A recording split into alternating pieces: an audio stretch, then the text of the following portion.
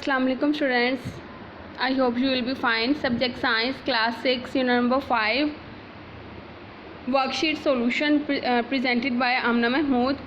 Today the topic of under discussion is that solution of worksheet. Worksheet को हमने जो है वो सॉल्व करना है आपकी यूनिट 5 की सारी वर्कशीट्स। ओके, चलिए स्टार्ट करते हैं। फर्स्ट है draw and label the structure of atom. Atom का आपने स्ट्रक्चर को ड्रा करना है और उसकी लेबलिंग भी करनी है।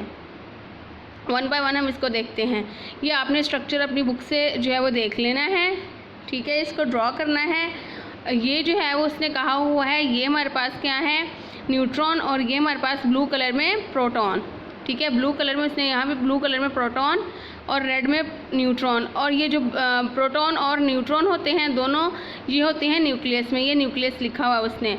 और जो ये वाले हैं ये इलेक्ट्रॉन हैं, ठीक है। तो ये आपने देख लेना है, ये न्यूक्लियस है और ये ऐसे जो है वो शेल्स होते हैं जिसमें ये जो है वो इलेक्ट्रॉन रिवॉल्व करते हैं इस तरह।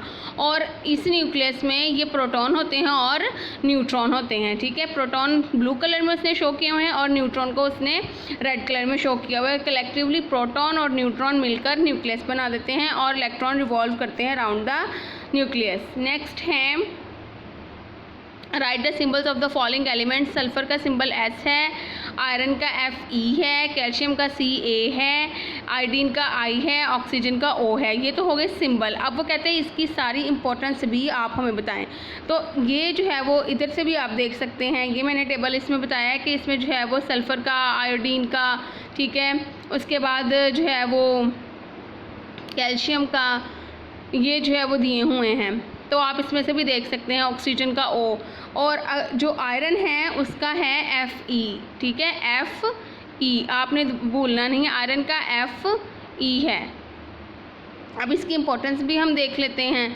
तो ये उसने इम्पोर्टेंस दी हुई है। कैल्शियम जो है वो इम्पोर्टेंट है फॉर दी बोन्स, बोन्स का मेन कंस्ट्रेंट्स है, और टीथ जो है एनिमल्स के उसमें। फिर आयरन है वो मेजर कंस्ट्रेंट्स है। हीमोग्लोबिन, हीमोग्लोबिन एक ऐसा मॉलिक्यूल है जो पूरे बॉडी के पार्ट्स को ऑक्सीजन जो है वो ट्रांसपोर्ट करता है। नेक्स्ट जो है वो पोटाशियम और मैग्नीशियम का नहीं पूछा, आयोडीन का पूछा है उसने।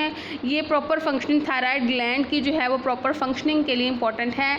अगर थायराइड ग्लैंड जो है वो डिजीज़ है जिसको हम कहते हैं गोइटर, जिसमें जो है वो आपका गला एक तरफ से सूज जाता है, स्वेल हो जाता है।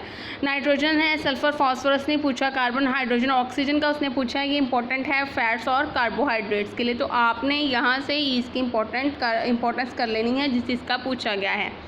नेक्स्ट है मेटल्स और नॉन मेटल्स की फोर कैरेक्टरिस्टिक्स। वो कहता है बताएं, आपने इसकी जो है वो कैरेक्टरिस्टिक्स बतानी है। नॉन मेटल्स जो है poor conductor of heat and electricity हैं, ये डल होते हैं। ये जो है वो तीनों स्टेट्स में प्रेजेंट होते हैं, लिक्विड में भी, सॉलिड और गैस में भी। और इसमें एक एग्जांपल लिखते हैं आप, कार्बन, ऑक्सीजन, आयोडीन, ये सारे क्या हैं, नॉन मेटल्स हैं। तो ये हो गई कैरेक्टरिस्टिक्स नॉन मेटल्स की। अगर हम बात करें मेटल्स की तो इसमें भी है कि मेटल जो है वो good conductor of heat and electricity है, ये शाइनी होते हैं। उसके बाद they are mostly solids except mercury, liquid form में होते हैं, बाकी जो है वो मोस्टली सॉलिड्स होते हैं। और इसमें आपने एग्जाम्पल लिखते हैं aluminium, silver and gold, copper. इस तरह मेटल्स और नॉन मेटल्स की आपने फोर कैरेक्टरिस्टिक्स लिख देनी है। जो कैरेक्टरिस्टिक्स आपने मेटल की लिखनी है वही आपने नॉन मेटल की लिखनी है। फॉर एग्जांपल आप लिख रहे हैं कि जो metals are good conductor of heat and electricity, तो आप दूसरी तरफ नॉन मेटल्स में लिखेंगे non metals are bad conductor of heat and electricity, ठीक है। आप इस तरह लिखेंगे इसको, ये देखें इस तरह। तो नेक्स्ट आप हमारे पास नेक्स्ट है draw structure of molecules of element explain as well. आपने मॉलिक्यूल्स ऑफ एलिमेंट को कैसे जो है वो स्ट्रक्चर को ड्रॉ करते हैं उसको एक्सप्लेन भी करना है। तो चले हम एक्सप्लेन करते हैं। इसमें है molecules of element the same type of atoms when they join together. Same type of atom जब आपस में ज्वाइन होते हैं तो वो मॉलिक्यूल्स ऑफ एलिमेंट बनाते हैं। मॉलिक्यूल्स ऑफ एलिमेंट मतलब कि एक एलिमेंट फिर दो मॉलिक्यूल एलिमेंट, इनको प्लस करते हैं तो फिर जो है वो सॉरी यहाँ से मैं दोबारा आपको बताना चाहूँगी कि सेम टाइप ऑफ एटम्स का मतलब है कि ये भी हाइड्रोजन का एटम है और ये भी हाइड्रोजन का एटम है। जब आपस में ज्वाइन होते हैं तो ये एक मॉलिक्यूल बनता है, ठीक है। तो ये आपने जो है वो ड्रॉ करना है, ये वाला स्ट्रक्चर जो है वो ड्रॉ करना है और इसकी जो है वो आपने इसकी एक्सप्लेनेशन ऊपर 2 लाइंस में लिख देनी और इसको ड्रॉ कर लेना है। जैसे कि हाइड्रोजन, एक हाइड्रोजन ये है, एक हाइड्रोजन ये है, इससे H2 जो है वो बनता है जो कि एक मॉलिक्यूल है। नेक्स्ट है, उसने पूछा हुआ है draw structure of molecules of compound. Compound का उसने पूछा है, तो आप कंपाउंड का भी देख सकते हैं कि एक कार्बन है और 4 हाइड्रोजन है।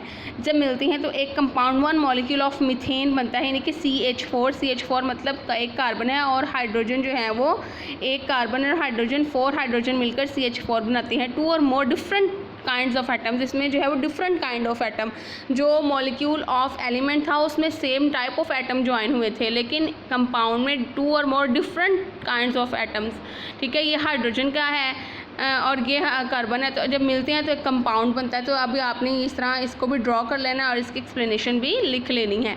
नेक्स्ट उसने पूछा state at least 4 uses of compound. Compound के आपने 4 यूजेस लिखने हैं। तो कंपाउंड को हम यूज़ करते हैं, ammonia is a useful cleaning purpose जो है वो प्रोडक्ट के लिए। Carbon dioxide is use to make fizzy drinks, को फिजी बना जो है ड्रिंक्स फिजी।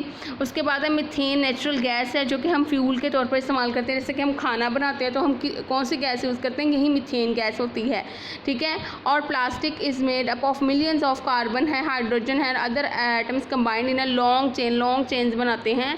तो इस तरह आप ये यूजेस जो है वो लिख सकते हैं इस तरह, ठीक है। तो आप ये भी बना के लिख सकते हैं यूजेस ऑफ कंपाउंड में। फिर आपका है एलिमेंट्स उसने दिए हुए हैं, एंडिंग नेम ऑफ कंपाउंड लिखना है। ऑक्सीजन का, क्लोरीन का, सल्फर का, नाइट्रोजन का, नाइट्रोजन प्लस ऑक्सीजन का, सल्फर प्लस ऑक्सीजन का, कार्बन प्लस ऑक्सीजन का, हाइड्रोजन प्लस ऑक्सीजन का।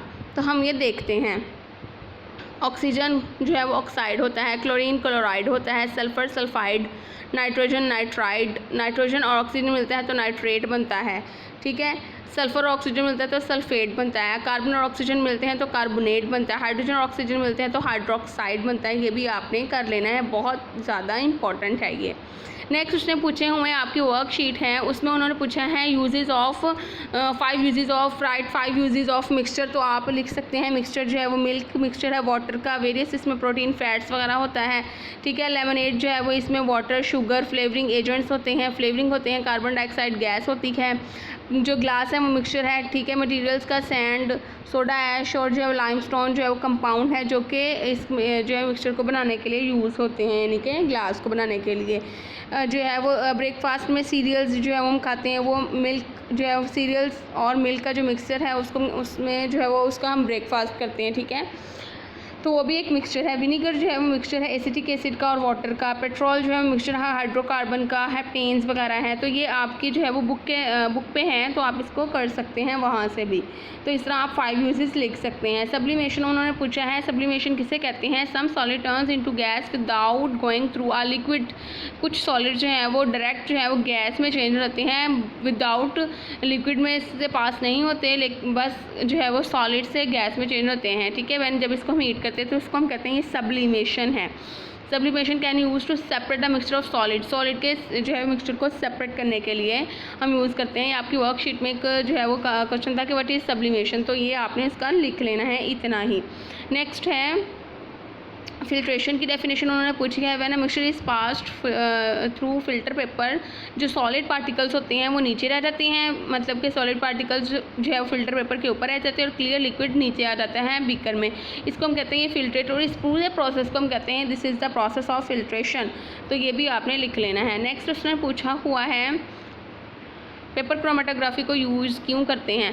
दिस मेथड, ये पेपर है, पेपर क्रोमेटोग्राफी। दोबारा मैं अगर लिख दूँ यहाँ पे, अगर आपको नज़र नहीं आ रहा, तो पेपर क्रोमेटोग्राफी है ये, ठीक है। It is use to separate the mixture of coloured substance such as those of found in black ink में जो होते हैं, ठीक है, उसमें ये होता है, ठीक है।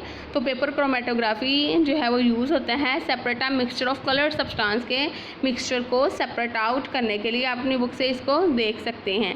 नेक्स्ट उन्होंने पूछा हुआ है डिफरेंस कंपाउंड और मिक्सचर में। तो केमिकल कम्बिनेशन होता है 2 और एलिमेंट्स का, और मिक्सचर में जो है वो फिजिकल ब्लेंड ऑफ 2 और मोर एलिमेंट्स। इसमें जो है वो ये अपनी प्रॉपर्टी को कंपाउंड में अपनी प्रॉपर्टी को खो देता है है और जो कंपाउंड बनता है उसकी प्रॉपर्टी पहले वाली एलिमेंट से, एटम से जो है वो डिफरेंट होती है। इसमें जो है वो उसकी स्पेसिफिक प्रॉपर्टी वही रहती है। कॉन्स्टेंट जो है वो फिक्स्ड रेशो में होते हैं कंपाउंड में, और इसमें ये जो है वो मिक्सचर में फिक्स्ड रेशो में नहीं होते। ठीक है, तो ये हमारे पास जो है वो आपके डिफरेंस था, तो आप इसमें से डिफरेंस कर सकते हैं। अगर कुछ चीज़ समझ नहीं आए तो आप मुझसे दोबारा पूछ सकते हैं। ओके स्टूडेंट्स, अल्लाह हाफिज़।